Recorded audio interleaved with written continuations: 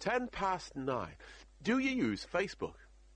It's become a global phenomenon as people post their pictures and compete to rack up the most number of friends.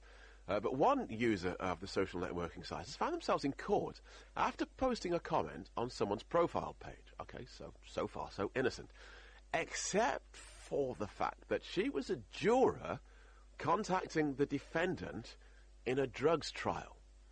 Joanne Frail admitted contacting Jamie Seward, who'd been acquitted while the case was still going on. She was found to be in contempt of court and indeed caused a collapse of the trial. So what effect might this have on the Facebook bubble? Is it about to burst? Mal Fletcher from Didcot is a social commentator. He's with us now. Good morning to you, Mal. Bizarre story. Do we view communicating on social networking as different to face-to-face chats? I think we do in some ways. I think cyberspace has a sort of a wild frontier culture where laws are assumed not to apply in the same way in real life as they do in cyberspace. I think for some people there's a disconnect between the two worlds, so that people assume because they have a level of anonymity on the web that they can do what they say, what they want, say what they want with immunity. But social networking doesn't negate the normal ethics of social behaviour or our responsibility. See, I suppose what's quite reassuring about this particular case is that the DPP, the Director of Public Prosecutions, did choose to prosecute. A juror had contacted a defendant. That's a no-no. But we've seen, just expanding it from Facebook to Twitter, we've seen that people have flouted not only contempt of court restrictions, but also injunctions on Twitter. So I suppose that feeds into what you were saying, where people think, well, if I do it in cyberspace, then it doesn't really matter. Yeah, exactly. It's that disconnect I spoke about, and I think it's part of a wider trend too, Phil. There's a shrinkage of things like Facebook.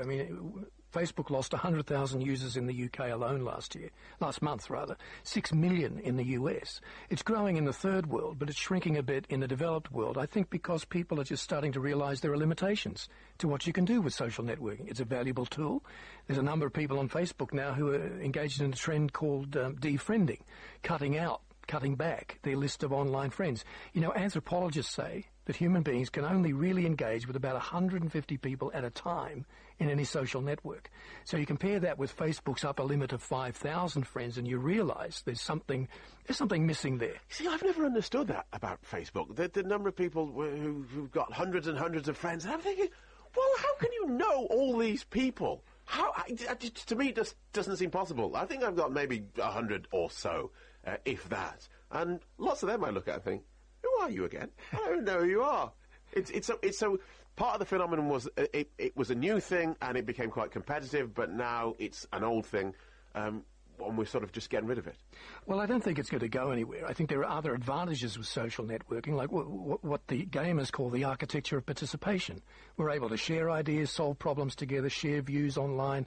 All of that is very positive about social networking. But I just think that we're starting to realise there are dangers too, or there are limitations. Psychologists talk about digital isolation and absent presence. You can have a lot of people in a room who are not really there because they're engaging with other people on cyberspace. Oh, because they're all sat in the same room on a computer. Well, that's no different to 10, 20 years ago when 4 or 5 different members of the same family could be in the same room but all watching the telly but not engaging with each other.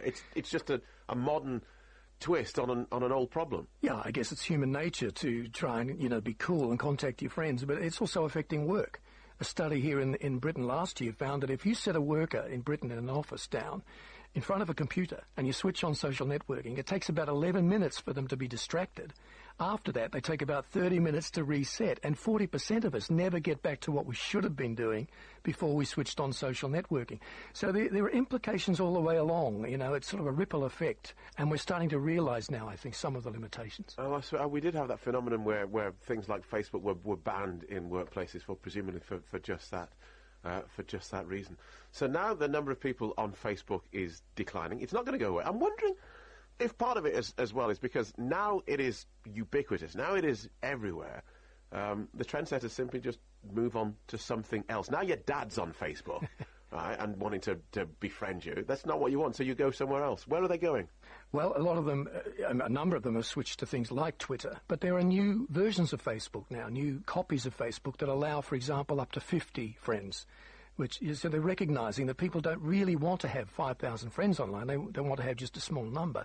So I think there's going to be variations on the theme, but social networking is here to stay. It does give us some positive things. One of my big questions, too, has to do with generational issues. If younger people are having more and more problems dealing face-to-face with their own generation because they're not getting enough practice, how will we find the empathy skills needed to care for elderly people? Is there any evidence that younger people are having problems developing empathy with their peers? Well, in a study last year, 90% of 16 to 25-year-olds in Britain said that they use social networking often, and as a result, they claimed that they suffer some kind of separation anxiety when their phone is removed from them for a while, or they lose it. Right, yeah, so but that's not quite the same as not being able to interact with each other. They get a bit angsty if they lose their phone. No, that's true, but it does, that anxiety, I think, is underlying a situation where people do find it harder today, in certain areas, to function face-to-face. There are a number of studies being done on this, and I can't quote them all because I don't have them all here this morning, but there is a sense in which people find it a little more difficult, if they rely heavily on social networking to talk to each other, to develop the kind of skills that we need to communicate face-to-face, the reading of facial expressions, and so on. Good to talk to you. Thanks for coming in. Thank you, Phil. That's Mal Fletcher. He's a social commentator giving us the lowdown on Facebook and where it's going next. 9:17.